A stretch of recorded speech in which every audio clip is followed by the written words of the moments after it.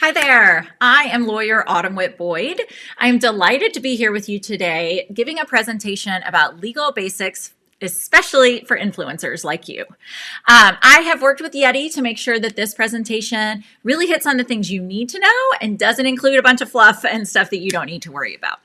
So I'm going to kind of switch back and forth between my slides, going over a couple of basic things, and then just giving you some other input. So let's get started.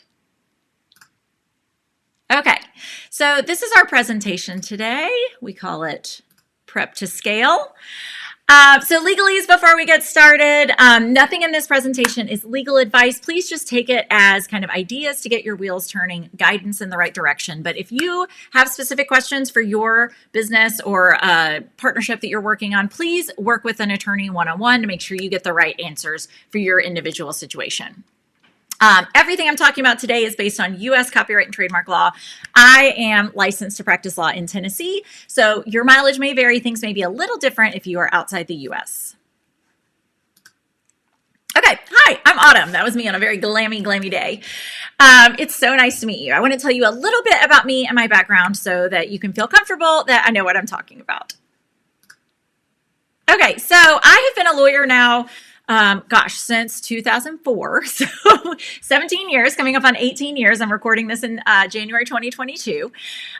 So I have a lot of experience working on business matters, working on copyrights, trademarks, and employment law. So you can see me, this was when I was a baby lawyer working for a judge. I left working for the judge and went to several different law firms. The last law firm I worked in, we were so mean, they wouldn't even let me smile in my picture. So you can see that in the slide. I was a copyright litigator, so I went to court all across the country helping creatives protect their copyrights. And then you can see this is a little family picture of me. Oops. Me and my family. I started this firm about 7 years ago with the goal of having a better work-life balance, as I'm sure many of you have experienced. All right, and this is the AWB firm today. This is our team in Chattanooga where I'm based. We are a virtual law firm. We have people all over the country. We have 4 attorneys presently, including me, and support staff. So over the last 7 years, we have done over 400 one-on-one legal projects supporting creative business owners. So we do this every day. We love working with influencers like you, and we have become the go-to law firm for online businesses. All right, I want you to take a minute before we dive into the specifics and just ask, can you imagine what it would feel like to know that you had the right legal protections in place for your business? I hope it would feel maybe calm and confident, like you don't have to worry. All right, so covering all of your legal bases to me means that you can confidently grow your business without worrying that you are missing something important. And I want to emphasize that today's presentation and anytime, if you have follow-up questions that you share, this is really, we operate in a no judgment zone. So whatever you have done to get to where you are today, good job. I am not here to criticize or say that you did things poorly or the wrong way. But what I am here to do is to help support you in taking the next right steps to get you to where you want to be. All right, so step 1. First, we are going to start off by talking about starting off on the right legal foot with your clients, customers, any contractors or collaborators you may work with. We're going to focus on your kind of sponsors and affiliate partners today. But we want you to always be using a clear contract. That is step 1. Okay, so what does a clear contract mean? Why is this important? I frankly think that if, we do all kinds of legal stuff. We work on setting up LLCs, we work on partnerships, we work on filing trademark and copyright registrations. But if you had to ask me the number one thing that I think an online business owner, especially an influencer, needs to focus on first, that would be contracts. I think they are the most important legal protection for your business. And here's why. Contracts are going to set your business up for positive relationships. They are going to make you look good. They are going to have your partners, your affiliates, they're going to take you more seriously if you are using a clear contract. Now, what should a contract do? It should set clear expectations for both sides. This is why we use a contract. I know a lot of people say, I don't need contracts. It's just like putting up a barrier between me and the other side. I don't want to be so formal. Well, I'm here to tell you that it is only going to do you favors to use contracts, because you're not going to have questions later. You're going to know from the front end, from the beginning, exactly what you expect from them and what they expect from you. And if there's any questions later, all you have to do is refer back to your contract. It's right there in writing. It's very simple and it should be very clear. All right. But here's the deal. Your contract should be easy for both sides to understand. So this is true if a partner or an affiliate is sending you a contract. If you read it and you have no idea what it says, ask questions. I think a lot of us don't necessarily think that we have room to negotiate, or that we can ask or clarify things, make sure that we really know what we're getting into.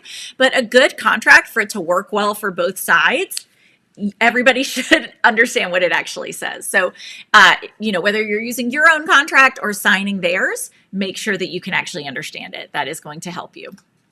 And if you see me glancing, I have two monitors. So I've got my slideshow over here. So I'm kind of making it go that way. All right. I also, and this is just kind of one of our values here at the AWB firm, I really think that the best contracts are fair to both sides. So both in, again, if you're writing your own contracts that you're sending out for signature, or if you're receiving contracts that you're expected to sign, I think there can be some give and take.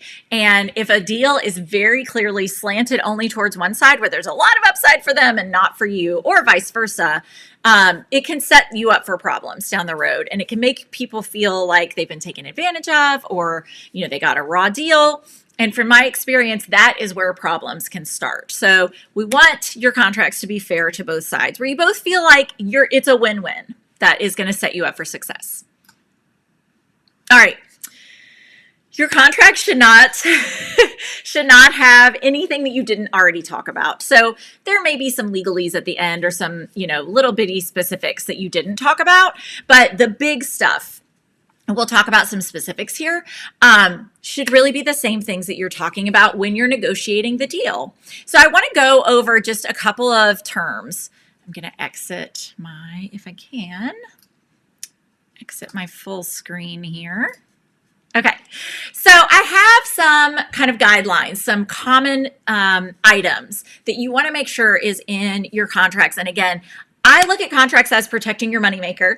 So I want you to start by thinking about the contract, how you're earning money. If that is through promoting things with affiliate links, it might be your affiliate contract. If it is doing sponsorships or brand collaborations, it's going to be the contract that you use for that.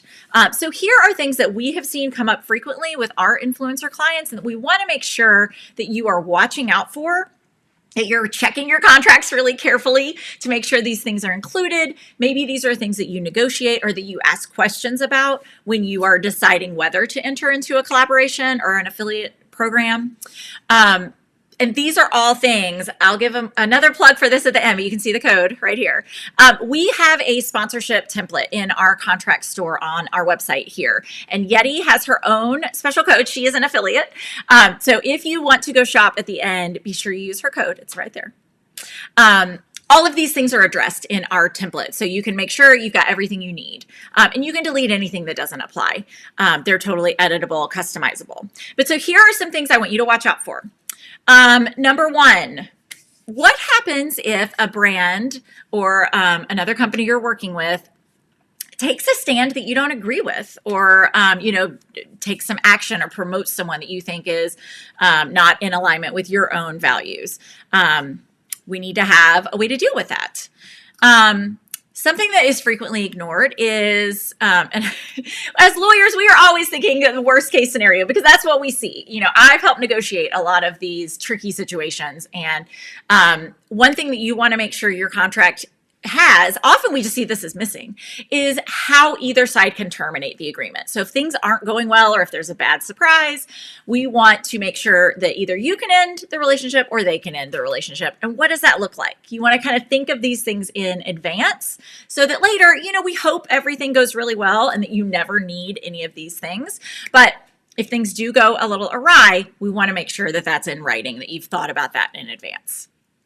All right, now to the nitty gritty of how you are going to work with brands or collaborate. We want to have very clear deliverables. So what are you doing? Is it 3 social media posts? Is it 4 stories on Instagram and 1 in the feed? Is it 7 reels? What exactly are you agreeing to do? Are you doing an Instagram live? Are you doing it on your platform? Are you doing it on their platform? There's, a million different ways that these can be structured, but we want to make sure it's very clear in the agreement so both sides know what you're going to do, including any deadlines. If there's a promotional period that they want to make sure you hit, let's include that. We want to talk about payment. So how are you getting paid? Are you just receiving free product? Are you receiving actual payment? Is there some sort of trade? I don't love trades, but, or, a barter situation. Again, this is something that can look a lot of different ways. We just want to make sure it's in writing. Everyone's very clear. If it's going to be in installments, like 50% up front, 50% after you post. If it's contingent on hitting some kind of sales metric or something like that. Again, I'm going to say it 100 times. You're going to get tired of it. Just make sure it's in writing. Put it in your agreement so there's no confusion later.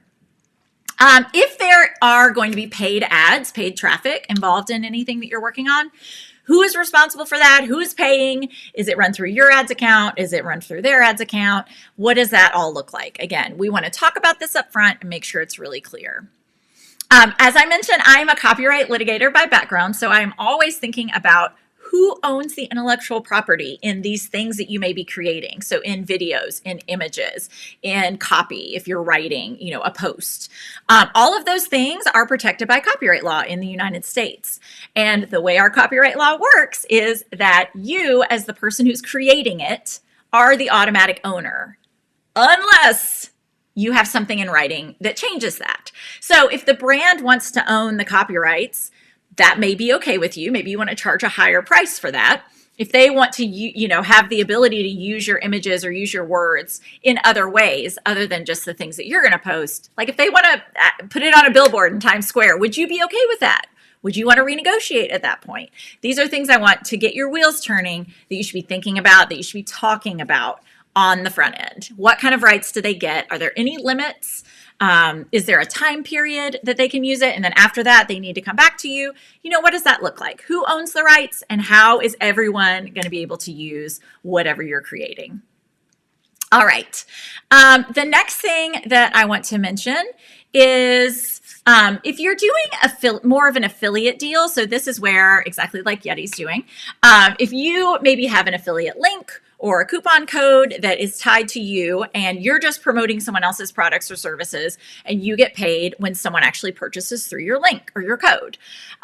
These will typically be structured differently than a sponsorship or a collaboration type agreement. And the brand may have their own affiliate agreement they send you. There may not be a lot of wiggle room, especially if they have a large affiliate program, if you're one of many people promoting their stuff.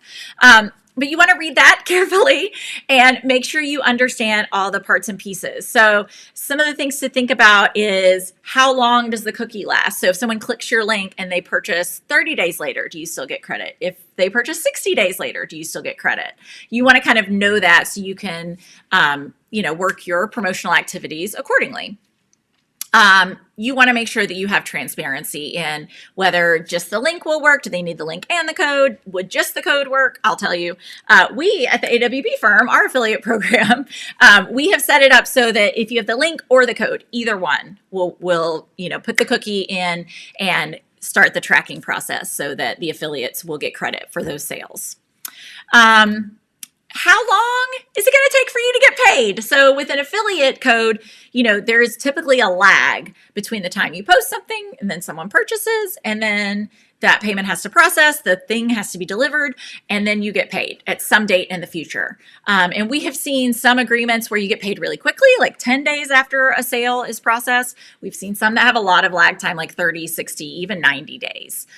We've seen some that you have to hit a minimum threshold before you get a payout. So these are all, again, these may or may not be negotiable, but you want to read your agreement really carefully and make sure that you understand how everything is set up. All right.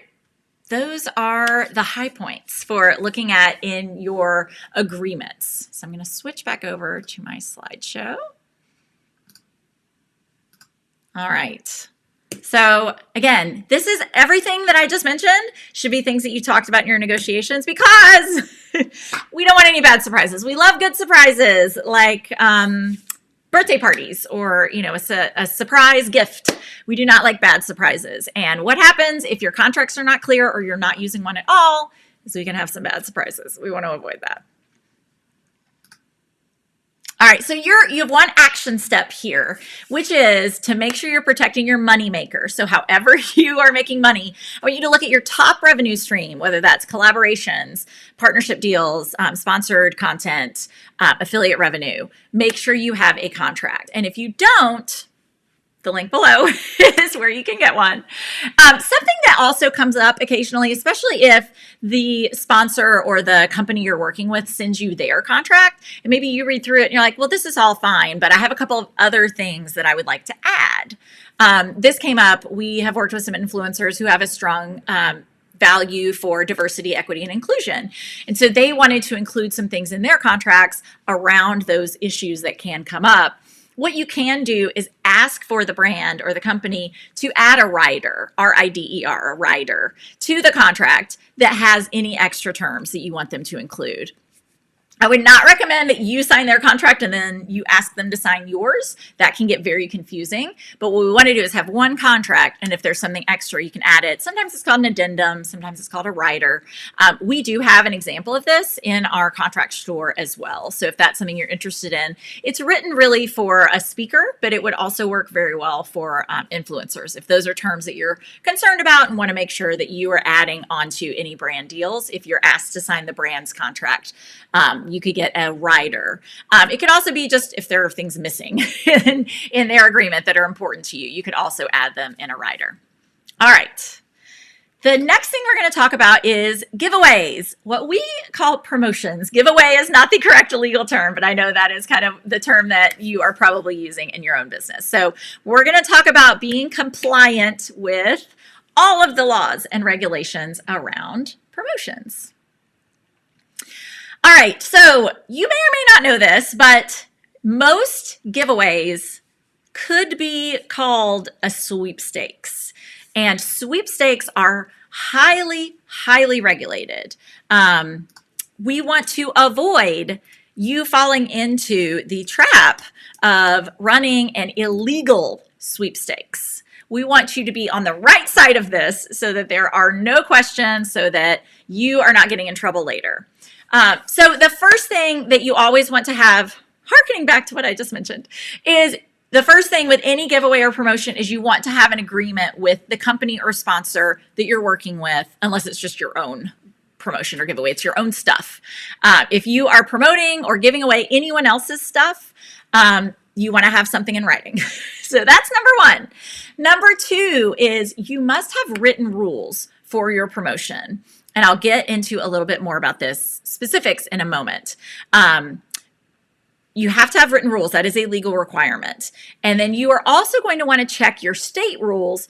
Some states require that if you're doing a giveaway to people who live there, that you register with the state. And depending on the dollar value of what you're giving away, you may actually have to buy or have a bond, which is basically insurance, showing that you will make good on the giveaway. So these are important legal requirements. I'm going to switch over again and go through a couple things to think about.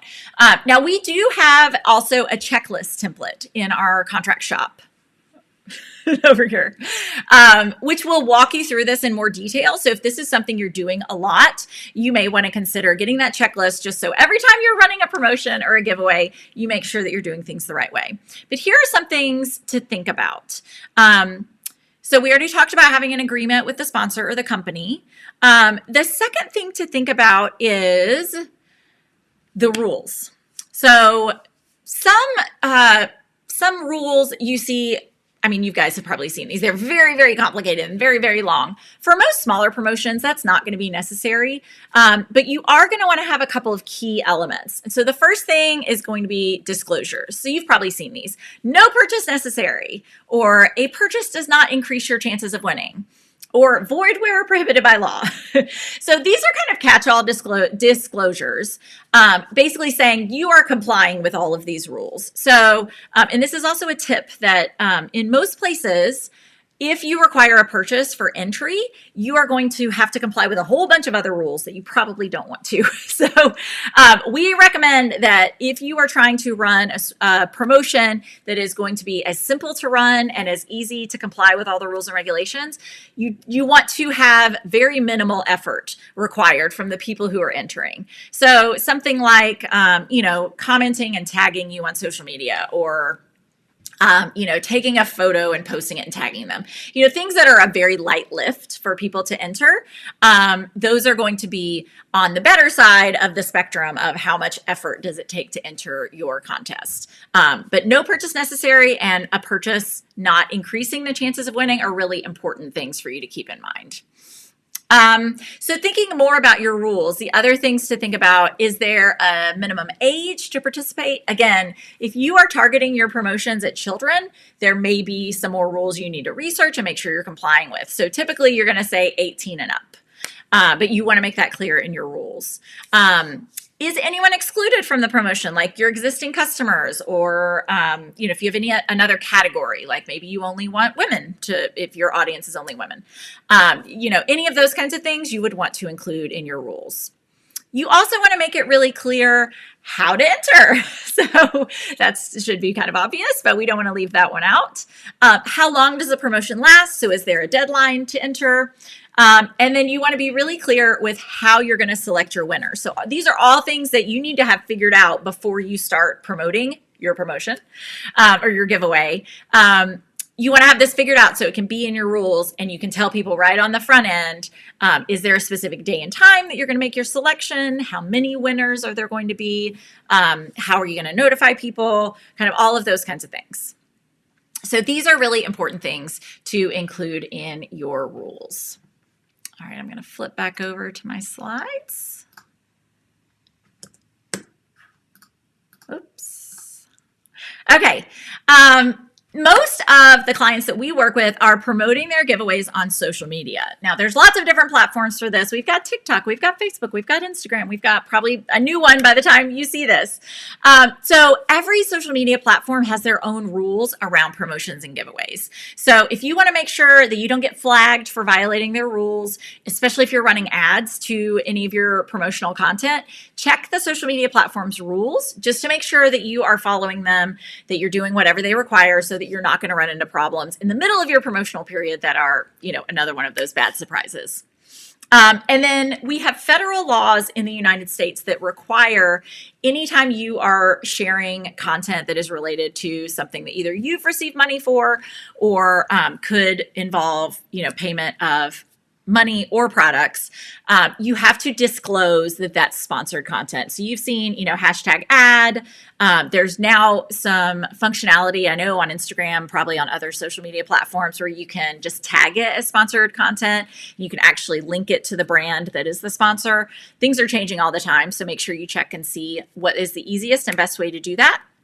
But that it is required that you disclose that your posts are part of a paid promotion. If your sponsorship or your giveaway is being hosted on a blog or your own website or platform, there's other disclosure requirements that may just be saying this is a sponsored post. I received compensation in exchange for writing it, or this is a sponsored giveaway. The company is providing the product at no cost. Something like that.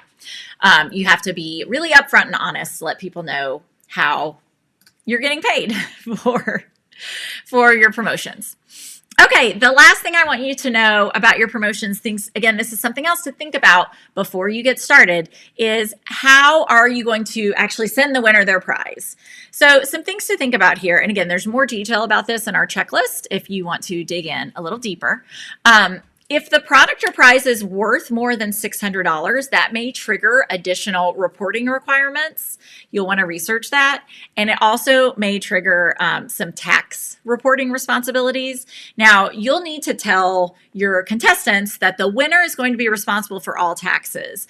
And that is a bigger deal if you're giving away something really expensive, because that can actually end up costing them out of pocket we don't want that to be, again, a bad surprise. So that's something you want to disclose on the front end. And there may be a threshold where you actually have to do some reporting of who won your promotion, who you're sending the product to. The company or brand that you're working with may handle that. So that's, again, when we're looking at your contract with the brand, a good question to ask is, how are we going to handle all these reporting? Are you going to handle any tax forms that need to be done, or am I going to have to handle that? Who's going to pay for shipping? All of those things should be talked about on the front end. If the winner is responsible for shipping, that should be something that is included. It would be a bad surprise for me to find out that I won, I don't know, a vacuum or something. And then, I've got a $50 bill to ship it to me. That would not be good. And then some states have rules that require that you post a winners list. So again, this is just another something to check, especially if you're focusing your giveaway or your promotion. Maybe if it's a local gift card or a local business that you're partnering with, you want to check your state's rules, see if they have any requirements around posting a winners list. All right, so you've got 2 action steps for your promotions. One is basically what I said previously. Make sure you've got a written agreement with any sponsor or brand or company that you are collaborating with on a giveaway. And 2, ask the sponsor for written rules. They may have kind of a standard set of rules, that, especially if they work with a lot of influencers, that they are, kind of give you as a template.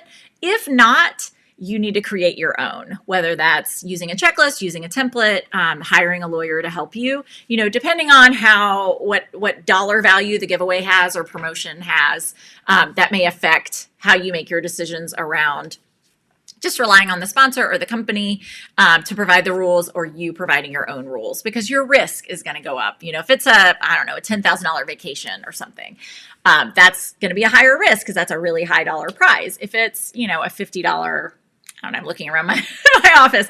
If it's an $8 book or, a $50, ring light or something, that's a lower dollar prize. It's a lower amount of risk for your business. So I'm a big fan of thinking about legal for your business proportionately to the risk. So this may be more important if it's a high dollar giveaway or promotion than if it's not such a big deal. All right, wrapping up. So if you have questions, we are here to help. So number 1 is go check out our contract templates if any of this looks like something that is a hole in your business. These are DIY. They are downloadable. They are easy to fill in. You can set them up in about 20-30 minutes and you'll be ready to rock and roll. Again, I've got the coupon code here. This is our website, awbfirm.com. The coupon code YETI, that's Yeti with a J, which you should know, will make sure that she gets credit for her affiliate referrals.